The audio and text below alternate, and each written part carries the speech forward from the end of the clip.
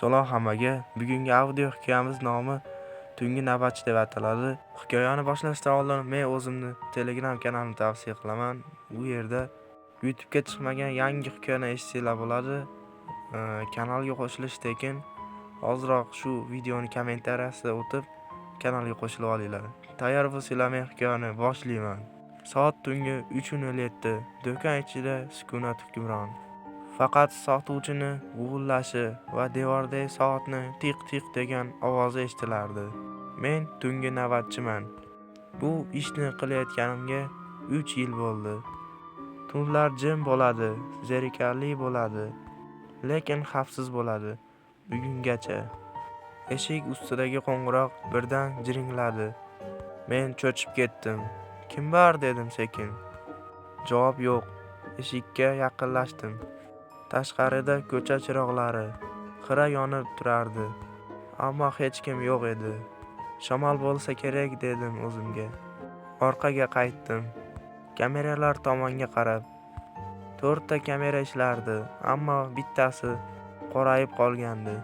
Bu g'alati edi, chunki kameralar yaqinda tekshiruvdan o'tgandi. Monitorga yaqinlashdim. Boshqa kamerada esa harakat bor edi.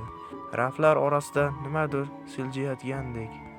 Yuragim tez ura boshlagandi. Balki mushukdir dedim, lekin o'zim ham ishonmadim, chunki bu do'kon ichiga hayvonlar hech qachon kirmagan. Birdan orqa xonada shitirlash eshitildi. Orqa xona u joy 1 yildan beri yopiq. Kalit faqat boshliqning yonida. Sekin yurib eshik oldiga bordim. Quloqimni eshikka tutdim. Ichkarida nafas ovozi eshitilardi. Og'ir, sekin, xuddi kimdir uzoqdan nafas olayotgandek. Kim bor u yerda dedim titrab. Javob o'rniga eshik ichkaridan taqilladi. Bir marta, keyin yana taq. Orqaga chekindim. Shu payt qulog'im ostida pichillash eshitildi. Meni ko'ryapsanmi? Nafasim ichimga tushib ketdi. Bu ovoz to'g'ridan-to'g'ri orqamda edi. Sezmasdan o'girildim. Hech kim yo'q, ammo sovutgich oynasida aks bor edi. Bu men emasdim. U juda baland bo'yli edi. Yuzi qorong'ida ko'rinmasdi, ko'zlari esa xuddi boshliqnikidek edi. Qichqirmoqchi bo'ldim, ammo ovozim chiqmadi. Monitorlar birdan o'chib yonib ketdi. Ekranda yozuv paydo bo'ldi.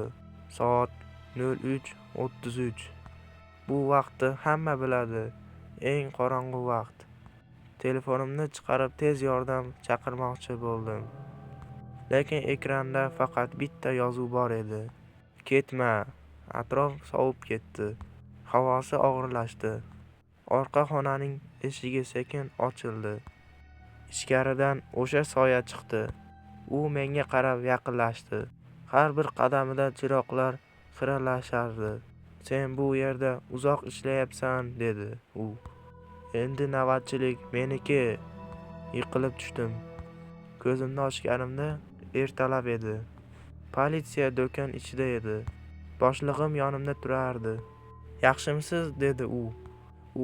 U bu yerda edi dedim titrab.